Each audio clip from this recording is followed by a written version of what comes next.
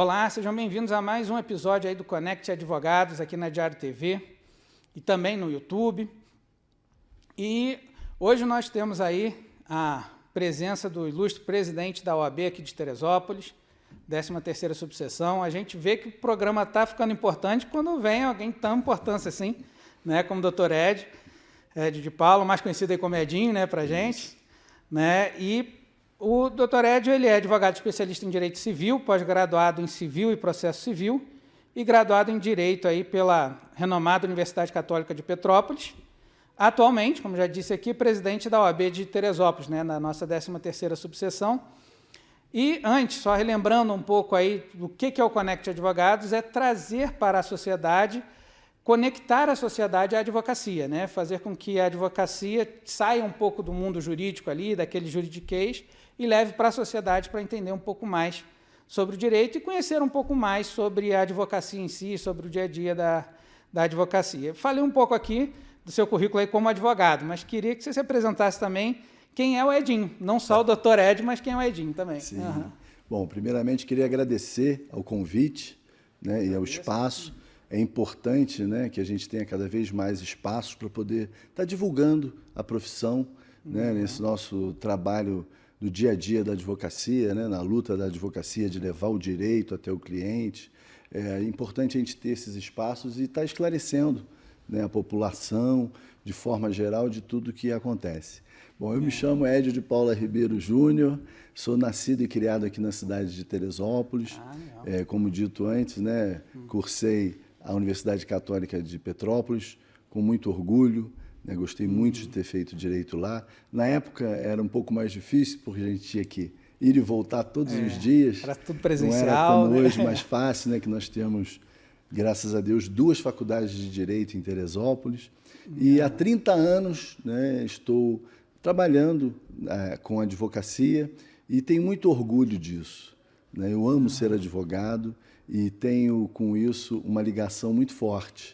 Né? É a profissão que traz o meu sustento da minha família e com muito orgulho eu exerço minha profissão. Muito bom. E sua área, né, assim, mais específica é contratos, né, contratos, sucessões, possessórias. E aí queria que você falasse um pouco exatamente sobre essa área, o que te motivou a ir para essa área e tudo.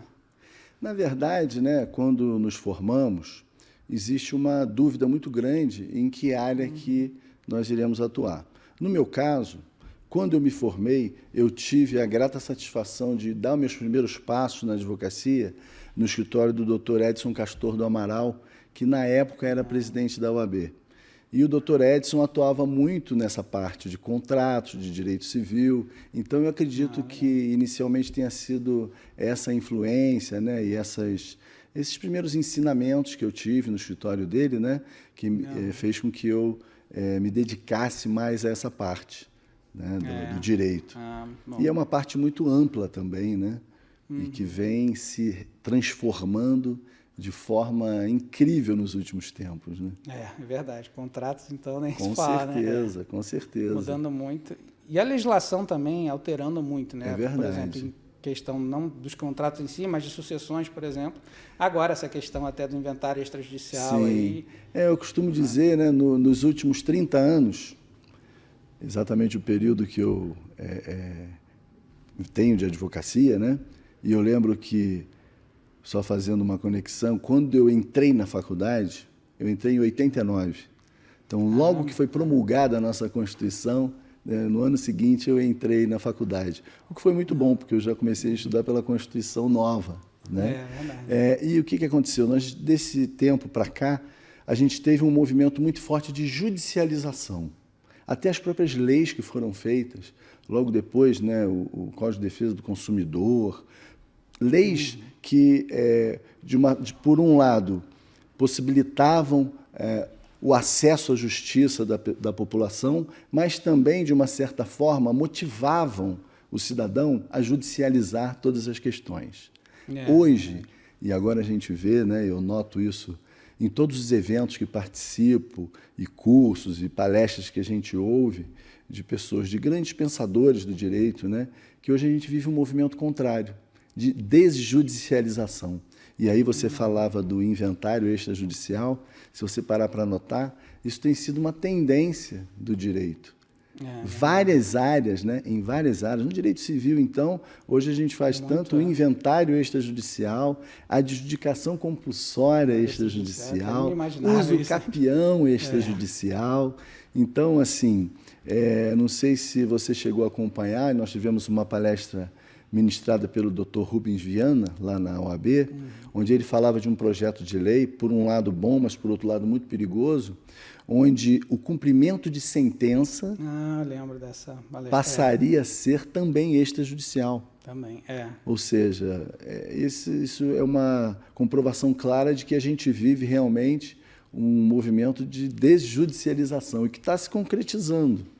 Sim. Ou seja, os meios alternativos de direito, mediação, conciliação, arbitragem, o advogado que pretender, né, advogar nos próximos anos, ele vai ter que se familiarizar com essas novas formas de solução de conflito. Porque é uma realidade que não tem como evitar. É o que vai acontecer, é o que está acontecendo, é o que está acontecendo, né? É o que a gente já está vendo acontecer. Até na vara de família, no direito de família também, né? O divórcio, o próprio divórcio. Pois é. Você já faz. Agora já pode fazer, né? Extrajudicial. Extrajudicial. Então, assim, é uma tendência que vai seguir em frente. Né? E a própria sociedade vai começando a mudar a sua concepção, né? A gente, né, no escritório, a ideia era muito. O cliente só vem quando precisa processar. Sim. Agora isso já começa a mudar essa visão, né? Até mais um exemplo que eu vou te dar, nós vamos ter agora uma palestra no dia 26 de setembro. É uma excelente palestra, hein?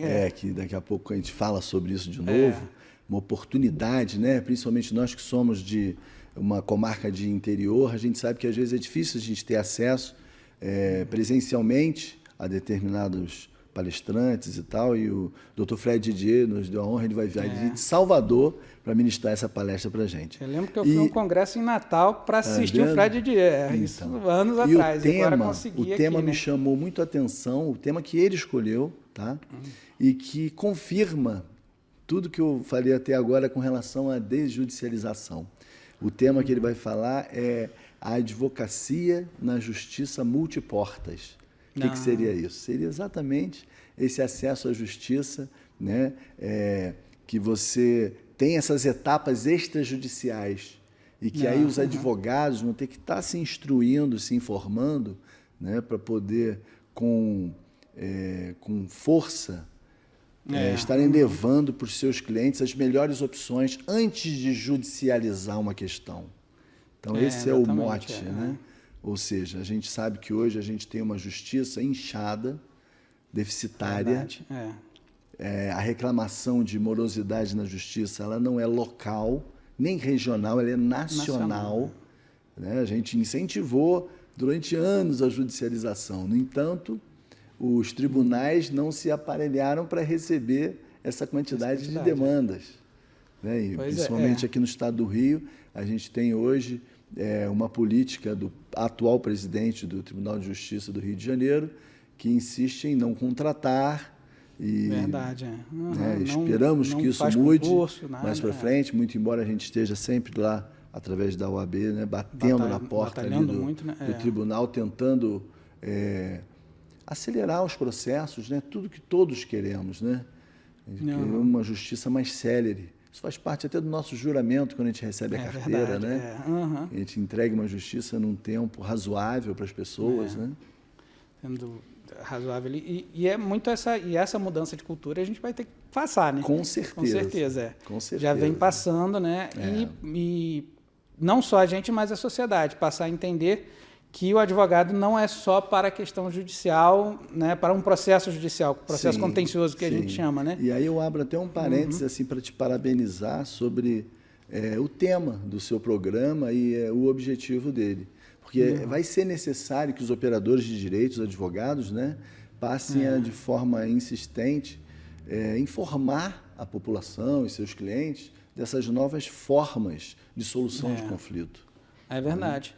passem a mostrar que é possível fazer sem precisar de um processo judicial. Judicializar. Né, judicializar, que é moroso, né, exatamente por esse ponto que você tocou mesmo, de não ter como o Poder Judiciário ele não se aparelhou para isso tudo, para esse número gigantesco de processos. Sim. Né, em que você pega aí milhares de processos para alguns ministros julgarem, né, e são milhares de processos entrando o tempo todo. Com certeza. Né, o Dr. Rubens mesmo, numa palestra que eu assisti dele na Alterdata, aqui em Teresópolis, em que ele falava sobre a questão da violência doméstica, a quantidade de processos que ele, como juiz, tinha que julgar, né, em Caxias, em Duque de Caxias, quando ele foi juiz lá, em que ele tinha que julgar uma quantidade enorme de processos nesse sentido. E além desse processo, que, né, nesse caso, sim, vai judicializar, não tem como, né, mas por conta disso, passa a ter que julgar esses processos e os outros que podem ser resolvidos fora do judiciário, acabam abarrotando ali também, dificultando ainda mais o andamento dos processos. Né? Nós vivemos, né, um momento de esperança, que foi aquele momento em que o processo físico foi transformado em processo eletrônico. Todo mundo achou que ia E aí nós achamos que a justiça iria deslanchar.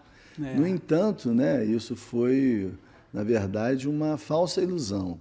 Né? Porque se não adianta você tornar os processos eletrônicos e agilizar uma parte do procedimento, se na outra ponta, né, você não tem mais magistrados para julgar as causas, você não tem concurso para poder preencher ali as vagas, serventuários também. Né? É uma reclamação recorrente em todas as serventias, a gente ouve isso todos os dias, né? A falta de servidor, muitos estagiários. Então, assim, e a pandemia, na verdade, se por um lado ela veio antecipar o processo digital, o processo eletrônico, por outro lado, me parece que alguma coisa ficou perdida nessa transição. Mas, como toda transformação, toda transição, né, isso às vezes é dolorido. E nós que estamos no processo, acompanhando as mudanças, a gente tem que se adaptar, e daí a importância do advogado estar sempre se atualizando. É verdade, Muito importante. Está sempre à frente ali, sempre tentando entender e não ter aquela tendência que muitas vezes o ser humano tem, né? Não o advogado em si, mas a tendência de não querer mudar. Com certeza. Né? E precisa mudar, precisa estar o tempo todo mudando. Aqui mesmo a gente falando sobre isso, o doutor tem aí 30 anos de profissão e está falando exatamente das mudanças que a advocacia está passando, né? Vendo essa situação toda. E não dizendo, isso é ruim. Não, pelo contrário, isso precisa mudar, precisa melhorar.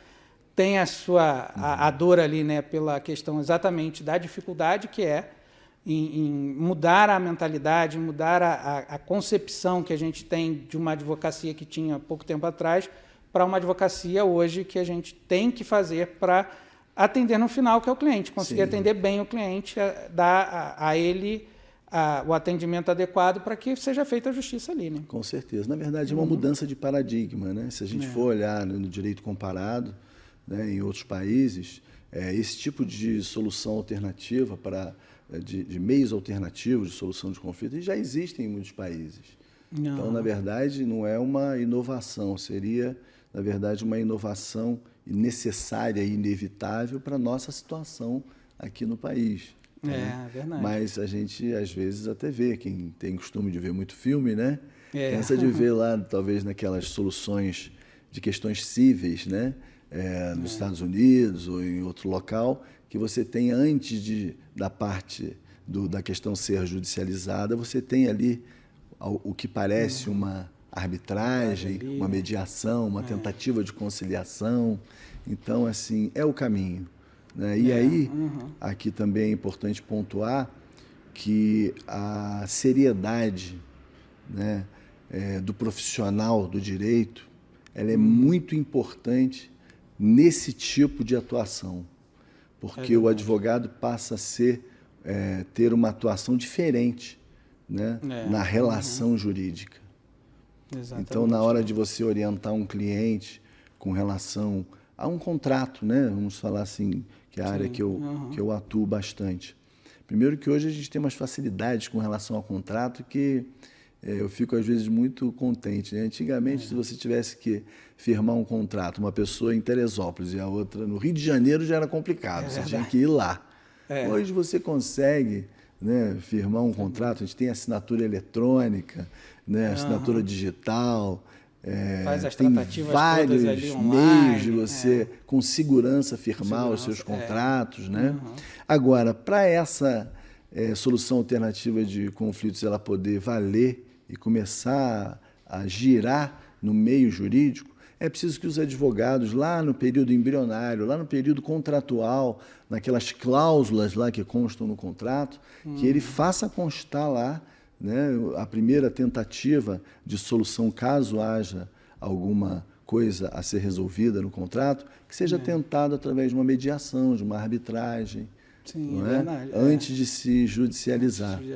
É importante os advogados estarem cientes disso. Porque isso vai encurtar muito a solução do conflito e, por consequência, né, a gente sabe, hoje, eu tenho um recorde lá no meu escritório, não sei se você tem. Eu tenho um processo que tem a idade da minha filha, um processo de uso capião. Minha filha tem 22 anos. Caramba. E ainda não terminou. A gente está lá naquela interminável tentativa de intimar confrontante, isso não acaba. É difícil. E aí vai a publicação por edital, não, mas não pode ainda e tal. E agora a gente está fazendo uma tentativa, né, por incrível que pareça, a gente está tentando pegar esse processo judicial e transformar ele em extrajudicial. Me parece que, se preencher lá os requisitos da lei, vai ser possível. E aí vai conseguir rapidinho, né? Que bom. Em alguns casos você não precisa, aí aqui vai uma dica, uma novidade, né? Em alguns casos, no uso capião extrajudicial, você não precisa intimar os confrontantes.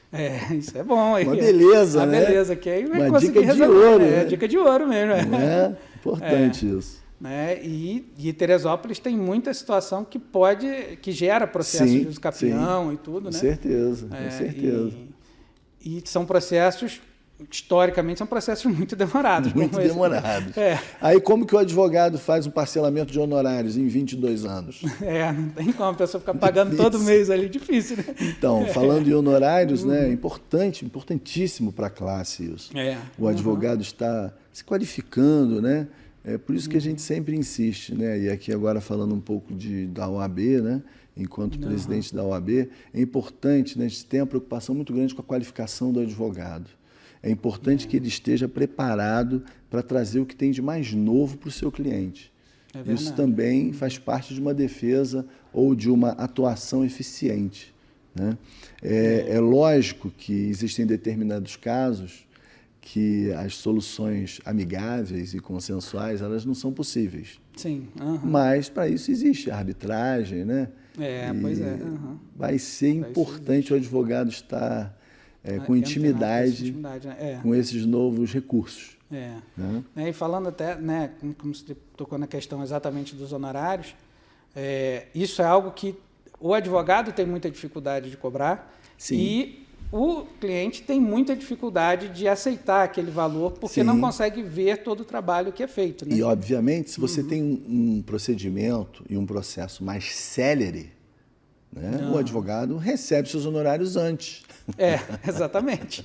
Não é? Exatamente. Quanto mais célere o procedimento, ele recebe antes, ele pode cobrar um valor menor, porque ele não vai ter todo aquele período com aquele processo. É importante isso. Né? Então, é importante quanto antes. Para o advogado é muito melhor, porque ele já sabe que vai receber logo, né? E para o cliente também, porque ele sabe que vai ser o preço justo, tem que ser o preço justo, né? Pelo trabalho, pela qualidade do trabalho. Com certeza. Né? E, ao mesmo tempo, ele vai ter também o que ele mais quer, que é a resposta rápida, né? Sim, que é a resposta rápida daquele litígio que ele está tendo e tudo mais, né? O litígio que eu digo não a briga em si, né? Mas aquela questão judicial, às vezes aquela questão jurídica muito ali, aflitivo para o advogado não poder, né, entregar ao seu cliente, num tempo razoável, o direito. Isso é aflitivo para o advogado. Né? Nós que sabemos, né, a gente que está ali com a barriga no balcão todo dia, né? Ali, é difícil. É difícil. Né? Então, assim, você ter meios que possibilitem você levar isso ao seu cliente, eu acho que é bom para todo mundo. Sim, né? Isso seria realmente contribuir para a paz social. né? Pois Que é um outro objetivo nosso da profissão, né? Exatamente. Para a harmonia social. E né? para o judiciário ele passa a cuidar exatamente daquelas questões que não podem podem ser tratadas de forma extrajudicial. Sim. Né? Nem pela arbitragem em si, ou um erro da arbitragem, você ter o judiciário ali para recorrer depois. Né? A Algo gente nesse vai sentido. ter novidade, né, na própria justiça, aí agora falando da justiça, né, com relação às custas, a OAB, obviamente, né, a nível federal, estadual, e aqui também a gente está brigando muito contra, né, essas custas abusivas. As custas subiram muito. Mas eu tenho a impressão que isso está sendo feito também para poder, dentro desse movimento de desjudicialização, poder desestimular a pessoa a ingressar na justiça e tentar buscar outras soluções. Esse é um olhar. O outro olhar é que você estaria negando acesso à justiça. Né? Pois é. E o acesso à justiça é uma garantia constitucional, né? O acesso à justiça, a facilitação do acesso à justiça. Cidadão, né? Então, é muito complicado, né? A gente tem que ficar atento a isso. A gente tem agora uma novidade aí muito recente, não sei se você ficou sabendo, da criação do ACIS. Não fiquei sabendo não. Bom saber, ó. Vamos saber em primeira mão aí. O que é isso? Todos ouviram falar da inteligência artificial que está chegando aí, né? Então, o tribunal agora do Estado do Rio de Janeiro acabou de instalar, né, de começar a gerar um programa que é de inteligência artificial para auxiliar os juízes dos juizados para confeccionarem as sentenças.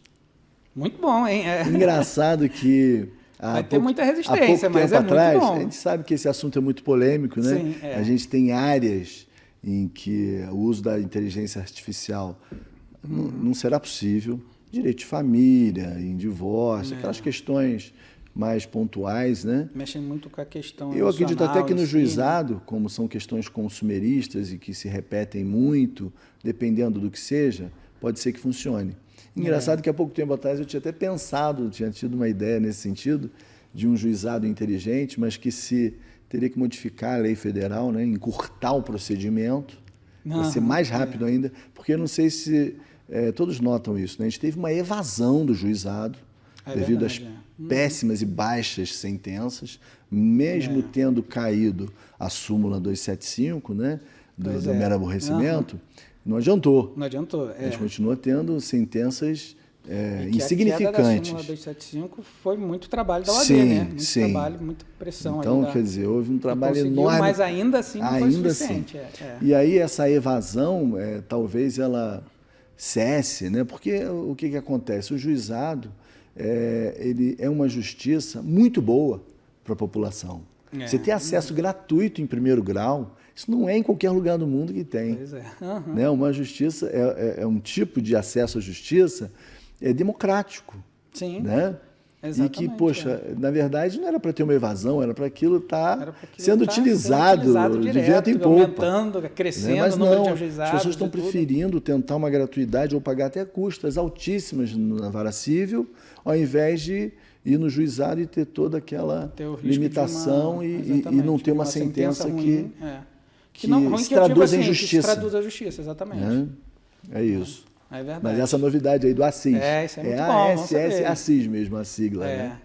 E só falando até para quem não é advogado, né, da súmula 275, era uma súmula que determinava que, de um modo geral, trazendo aí para um vocabulário mais tranquilo, grande parte daquilo que a gente entendia como dano moral em algumas situações, o tribunal passava a entender como um mero aborrecimento, né, e não como dano moral. É algo corriqueiro. E que não ensejaria indenização. Que não ensejaria indenização. Então, a gente entrava com o processo judicial, às vezes era uma situação que gerou dano moral ali, né? E para o tribunal era mero aborrecimento, não gera indenização. Isso fez com que muita gente parasse de propor ação judicial, né, para resolver a questão do telefone que parou de funcionar 2 dias, 3 dias, que para aquela pessoa faz muita diferença. Sim. Né? Mas que quando chegava no tribunal, o tribunal, não, isso aqui é mero aborrecimento, então você não tem direito de receber nada. E aí, financeiramente, era muito ruim. Para a pessoa entrar com a ação, saber... E não digo nem só financeiramente, todo o processo judicial ele é um processo doloroso. Sim. Né? Todo o processo judicial ele é doloroso. Mesmo que o resultado seja bom depois, no final, para a pessoa que ingressou com o processo, para ele aquilo ali é doloroso durante aquele tempo todo. E aí você vinha até ali e chegava no final, você chegava para o cliente e falava, ó, o juiz entendeu que realmente a empresa errou, mas você não vai ganhar nada por isso. Né? Isso é muito ruim. Frustrante. Frustrante, né? É verdade. Frustrante. E aí o advogado também, como é que eu vou trabalhar, como é que eu vou viver sem receber? Com certeza. Né? Então cobrava um valor para entrar, e aí o cliente já não cobra. E assim, e aí foi o que aconteceu, essa evasão nos juizados. Né? Você encontra juizados hoje que não tem praticamente trabalho nenhum. Isso. Em Teresópolis, né? A gente até colocou isso na Assembleia Geral, que aconteceu agora lá na OAB, né? A gente tem tentado, de todas as formas, reverter esse quadro dos juizados.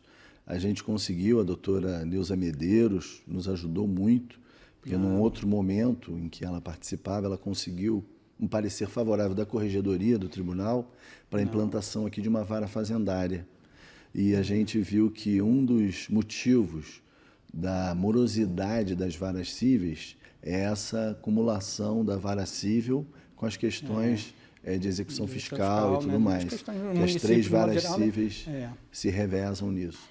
Então, a gente tem a necessidade assim, urgente de ter implantado ou transformado, né, ou alterada e ampliada a atribuição do juizado civil em também juizado fazendário. E a gente está lutando, né, a gente fez um pedido, junto com a seccional, inclusive, né, com o Estado do Rio de Janeiro, com a OAB do Rio de Janeiro. Nesse sentido, o tribunal está criando resistência, indicando a gente para o núcleo 4.0. É verdade. Né, que tem várias restrições. A questão de política de administração do tribunal, mas a OAB, né, enquanto instituição e defendendo o direito e as prerrogativas dos advogados, vai continuar lutando com isso, porque, poxa, se a gente tem um parecer favorável, né, do tribunal, eu acho que seria viável. Né? E hoje a gente tem, só para você ter ideia, nos juizados a gente tem pouco mais de 100 distribuições por mês nos juizados cíveis. Caramba, isso é muito pouco. Ao passo que nas varas cíveis são mais de 500 por mês. Caramba. O acervo total das varas cíveis são quase 18 mil processos. Que isso, das 3 varas cíveis. Então, a gente tem ali mais ou menos 6, 7 mil processos cada vara. Para cada vara. Então, é muita cada coisa. Juiz tomar a decisão. Né? A gente sabe, né? A gente entende que os juízes hoje têm uma facilidade um pouco maior, que até conseguem acelerar um pouco mais suas decisões, né? E tem o trabalho home office também, que depois da pandemia, para a magistratura, uma parte eles fazem home office, né? O processo eletrônico possibilitou isso. Muito isso. É bom, acho que assim, acho que otimiza, ele acaba produzindo mais, os processos. Exatamente. Agora, eu fico imaginando, cuidar de 6 mil processos não deve ser muito fácil. Deve ser muito fácil, né? Não estou aqui defendendo os juízes, né? Pelo contrário. Minha missão aqui é defender os advogados. Tem que ver o lado dos advogados. Mas, poxa, o tribunal não admitindo, né, ou fazendo concurso para entrada, para ingresso de novos magistrados. Não existe outra saída que não seja você buscar outros meios de solução. É verdade. Então, esse é o caminho. A advocacia e o direito, né, eles são dinâmicos. Sim. Não é verdade? De acordo com as transformações da sociedade. E olha aqui, né, quanto que já foi modificado até hoje. Com relação às estruturas familiares, às relações contratuais, quanto que já se modificou. E o direito, né, e os advogados aí têm que acompanhar, tem que estar acompanhando todas essas atualizações, né? Sim, porque senão não ele não consegue trabalhar. Senão não consegue trabalhar de jeito nenhum. Não é verdade? É verdade. E aí só reclama o tempo todo e não consegue ver mudança, né? Com certeza. É verdade. E já começando a partir aí para um outro ponto e tudo, não tanto do direito em si, a gente vai voltar para o direito aí, vai voltar a falar do direito. Mas eu descobri que você também foi autor de livro, além de advogado, é escritor. Pois é, rapaz. O que acontece? É esse livro? Segundo o Jô Soares, né, o saudoso Jô Soares, o meu livro para ele não seria um livro de verdade, porque ele é um livro muito fininho, ele não fica em pé sozinho. Então, o livro que não ficar em pé sozinho não é livro. Mas eu estou brincando, porque também eu fui fiel ali à fonte, né? A fonte dos livros. Se eu tivesse colocado uma letra maior, né, o livro ficava maior. É maior um pouquinho, mas não quis fazer, né? Mas então, foi uma satisfação muito grande.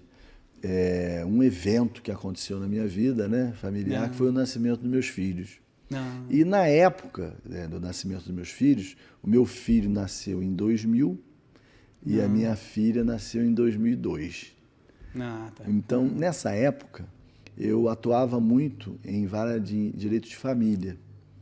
Atuei bastante em direito de família na época da Que é uma área faculdade. bem Eu cheguei a complicada, né? estagiar com a doutora Inês na vara de sim, família. Fiz muita petição na máquina de máquina de escrever, escrever lá na lá, defensoria.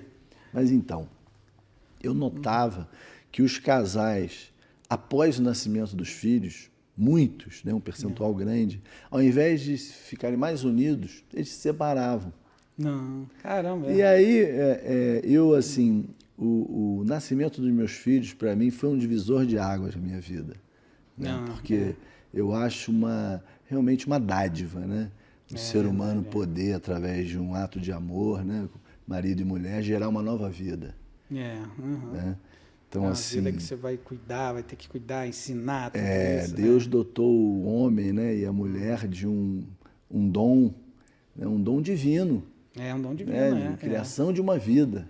Então, isso para mim é uma coisa muito, muito séria, né, muito importante. E eu fiquei muito tocado com isso e eu quis escrever um pouco sobre isso, mas obviamente que meu livro não é de direito. Não. Ele, né, lógico que em tom de Tem humor, a ver, mas em não é tom de de direito, humor, ressaltando os aspectos e o foco, o olhar do homem, né? Foi o olhar que eu tinha na época. Eu contei ali algumas histórias, algumas verdadeiras e outras não, sobre essa nova fase do casal, né? Que no início é só o casal, aí se casam, tudo, né? e depois vem o primeiro filho, vem o segundo filho. E engraçado que no livro, né, o nome do personagem fictício do livro é Bruno. Né? E no livro ele era violinista. E aí lá no legal. livro Fiquei curioso, quero ler. eu narro. Eu acho legal esse livro. Assim, hoje eu fiz até há um tempo atrás uma versão e-book. Então tem agora a versão e-book também. Depois né? passa aí pra gente encontrar, viu? E aí no versão e-book ele já não impressiona tanto por ser fininho, porque no e-book é digital, né? Ali, né? Então, não tem como saber. Exatamente. Dá para crescer a fonte. Isso, fiz algumas atualizações, né, no livro e tal. Mas, enfim, mas falando que é importante, que eu acho que esse é um dos acontecimentos mais importantes na vida de um casal e que esse acontecimento, né, assim, acho que a moral da história, né, do livro, digamos assim, pelo menos essa foi minha intenção, mesmo que em tom de humor, ressaltando coisas do dia a dia que acontecem com o casal, na parte sexual, na primeira noite de sexo depois dos filhos, essas coisas, né, que às vezes a pessoa nem quer falar, é verdade, mas que é importante, que acontece, né? Eu lembro que eu mostrei meu livro na época, que eu escrevi para um colega, que era um colega, ele era um intelectual, ele tinha muitas obras escritas, né?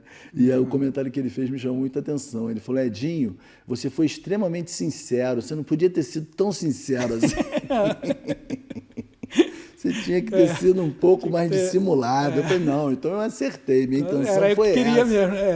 Porque falar exatamente do que acontece, não com todos, com a maioria dos casais. Maioria, né? Mas, no fundo, com a intenção de ressaltar que é uma dádiva, né? Que é um presente de Deus a pessoa poder ter filhos e que esse evento deve servir para unir o casal e não para separar o casal. Né? Eu cansei de participar de separações, de divórcio. Na época tinha separação, né? Hoje não tem. Não tem. Hoje só divórcio, mais informação. Então, o que acontece? Com filhos pequenos, porque, na verdade, não estavam sabendo lidar com aquela nova realidade. Né? Eu lembro que eu tive audiência, que eu participei lá no início da minha profissão, isso foi até com a doutora Inês na época, que nem o pai nem a mãe queriam ficar com a guarda da criança. Olha que coisa triste, né? Triste, né? Então, muito triste. Então, são situações, né? Mas, enfim, esse livro, ele não é de direito, muito embora fale de um tema que, né, diga respeito a um assunto que muitas vezes param nos tribunais, né? Verdade. Que é divórcio, relações familiares e tudo mais, mas tentando dar ênfase nisso, que é um evento tão importante que as pessoas devem, com bom humor, né? O casal tem que ter bom humor e saber aguardar as fases, né? o marido aguardar essa fase da mulher, inicial que é uma ali, fase tudo. maravilhosa, né? E que o homem deve ter também compreensão, né? Durante aquele período de que todo durante ali, um período tudo, a mulher vai, obviamente, dar uma atenção maior para o filho. Isso é bom, o marido deve ajudar, contribuir com isso. Né? Não achar que isso é ruim, né, para eles. E uma coisa engraçada do livro é que, na época, eu escrevi mais ou menos em 2003, 2004. Tá? Meus filhos eram pequenos, né? E no livro, os filhos do personagem fictício ali, crescem. Não, e engraçado que algumas coisas ali que são fictícias, na época que meus filhos eram pequenos, né? Que eu projetei para aquele personagem, algumas coisas aconteceram com meus filhos.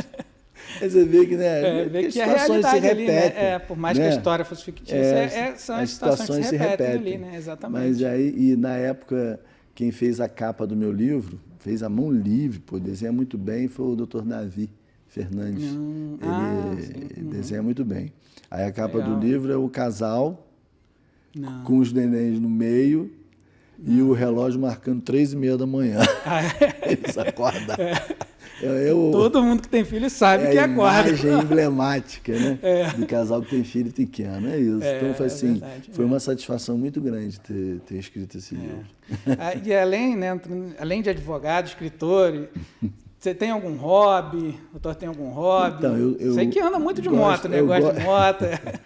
Eu atualmente estou até sem moto, está me fazendo uma falta enorme esse trânsito na cidade, né?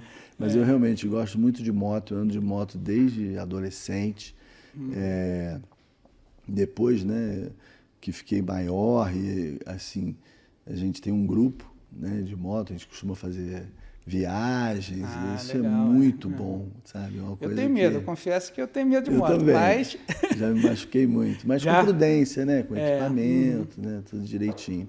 E uma outra coisa que eu gosto muito é música, eu gosto muito de violão, e isso eu herdei do meu pai, né? Meu pai tocava, eu aprendi a tocar com ele inicialmente. Eu gosto muito de música e música também, violão. Gosto muito, sou apaixonado, gosto de tudo. Estudei durante o tempo violoncelo, violoncelo é difícil. Pô, violoncelo deve ser difícil. E também não dá para levar para qualquer lugar. Não dá para levar para qualquer lugar, exatamente. Bom é o cavaquinho, né? Pequenininho. Né? Lembro que eu tinha um Uno, aí quando ia levar para tocar, não cabia no Uno direito, não dá para dar carona. Legal. Poxa. Mas, e aí, assim, o que te motivou já a advocacia, voltando aí para o direito um pouco, mas o que te motivou também a ser presidente da ordem? O que te motiva a continuar ali na presidência? O que acontece? Na verdade, conforme eu disse no início, eu, na época que me formei, eu não tinha assim, nenhum parente advogado. Hoje, é difícil isso acontecer, né? Todo mundo que se forma tem algum parente advogado. Lá nos idos de 1994, não era, pelo menos aqui em Teresópolis, tão comum a gente ter um parente. E quem abriu as portas do escritório, né, e me deu a mão para me ajudar, né, foi um presidente da OAB. Então, a partir dali, eu comecei a participar da OAB e nunca mais parei. Né? Participei de diversas comissões. Aí eu lembro que já na época, já em 94, né, tinha esse nosso almoço lá na Taberna Alpina dos advogados. Poxa, a primeira vez que eu fui, eu achei muito, assim, fiquei muito emocionado de ver, né, a fala do advogado mais novo, a fala do advogado mais antigo. Então, assim, é uma coisa tradicional, né? Junto, né? Então, assim, aquilo me inseriu na profissão. E isso me ajudou muito no início, porque a maior dificuldade que eu acho que o novo advogado tem é exatamente entrar no mercado. É verdade. Hoje, por mais que a gente tenha outros meios de poder estar mostrando a nossa profissão, a gente nem tem as nossas barreiras com relação ao nosso código de ética, tem ali as restrições, né? Que agora, até abrindo um parêntese, né? Hoje, depois da modificação do provimento que regulamenta essa a partir da publicidade ali, do advogado, a gente está vivendo um novo momento que é da demarcação, da delimitação exata do que é permitido e do que não é. Que o provimento ele traça algumas diretrizes, de acordo com o Código de Ética, que obviamente têm que ser respeitadas e mantidas. No entanto, a exposição numa mídia social, ela altera muito essa dinâmica. Então, a gente está vivendo um novo momento. Então, é muito trabalhoso para quem está na OAB poder estar ali regulamentando isso tudo, né, vendo até onde pode ir, onde não pode. Porque, por um lado, a gente quer incentivar todos os colegas, né, principalmente os que estão entrando na profissão, né, que têm a vontade de entrar no mercado mesmo e começar a trabalhar. A gente tem, por um lado, incentivar isso, é nosso dever, mas, ao mesmo tempo, também a OAB tem que regulamentar esses limites. Esses limites ali. Né? Tá lá a nossa comissão de ética, aí eu mando um abraço para o nosso doutor Torres. Doutor Torres, que é nosso presidente. Você faz parte também, né, da comissão, não faz? De ética não, faço de prerrogativas. De prerrogativas, com o doutor Cid, isso mesmo. Doutor Cid, mas doutor Torres faço, e a gente não nasceu na mesma data, né, no mesmo ano, mas faz aniversário junto. E aí uma coisa que também, aproveitando, é importante... Você me dá os parabéns, ele que me lembra. É importante dizer, às vezes a gente recebe algumas reclamações, né? Alguns colegas falam, poxa, mas eu vi lá, olha aqui, fez uma propaganda irregular, como é que pode e tal. E às vezes acha que a OAB não tomou providência. Tomou. Tudo que chega ao nosso conhecimento é tomado providência. No entanto, conforme está determinado no próprio Código de Ética, os processos éticos eles correm em segredo. Então a gente não pode divulgar publicamente o que é feito. Então, né, é sabe que tomou providência, isso. Tudo Às mais. vezes pode parecer que não está sendo feito, mas existem lá todo o regramento processual, direito de ampla defesa, de contraditório, enfim, uma série de regras, né? Mas voltando lá ao início, né, eu acho que foi esse início da minha profissão com o Dr. Edson, que era presidente, que me colocou dentro da OAB de forma muito natural. E depois eu vi que isso iria abrir portas para mim. Por quê? O advogado que era meu ex-adverso, que eu tinha as minhas causas, ele estava ali na OAB, nos eventos e tal. Então, você tem muito mais facilidade de repente, firmar um acordo que seja satisfatório para o seu cliente, né? Defendendo o direito do seu cliente e também justo para a outra parte, se você conhecer o outro advogado. É verdade. E onde você vai conhecer o outro advogado? Na OAB. Na OAB, né? na casa do advogado. Tem diversos eventos. Um outro detalhe importante, hoje, né, tem muitos colegas que depois da pandemia, eles fecharam seus escritórios e usam a estrutura da OAB. Trabalham parte home office e às vezes, atendendo clientes, utilizam a OAB. Hoje existe uma outra tendência, existem escritórios que a pessoa gosta de colocar uma banca, né, de advogados, com vários advogados, mas eu consigo... Hoje, né, depois de 30 anos aí de trabalho e tal, eu vejo que maravilha que é você poder ter, né, por estar na OAB, todos os advogados de todas as áreas ali, em contato. Verdade. Porque se tem alguma questão que vem, algum cliente me coloque e eu não atuo naquela área, obviamente eu vou conhecer algum colega que faz e a gente pode hoje fazer parcerias. Isso tem sido uma nova tendência, né, do mercado. Importante para a advocacia, principalmente, aí deixo a dica, para quem está começando, para os novos.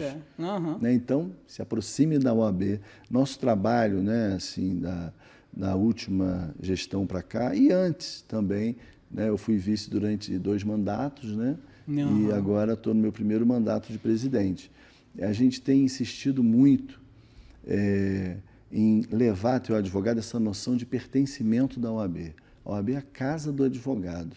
Não tem sentido a gente ter um prédio lá bonito, como nós temos a nossa sede, né? A nossa sede graças é maravilhosa. A Deus atende a advocacia de forma assim muito satisfatória. Né? Hoje o advogado pode ir lá, que chega na OAB, ele vai fazer seu atendimento inicial mediante agendamento no escritório compartilhado. Ele pode fazer a petição inicial lá dentro, petições de juntada, pode participar de audiências virtuais, tudo dentro da OAB. Isso ao custo de uma anuidade, né, de R$1.000 e poucos. Utilizar a van. Pedindo isso pelo ano, R$100 por mês. E o que eu acho também mais importante, todos os cursos, palestras, e aí volto a dizer, né, e faço aqui um convite a todos os colegas, todos os advogados da cidade, que não percam o evento do dia 26 de setembro.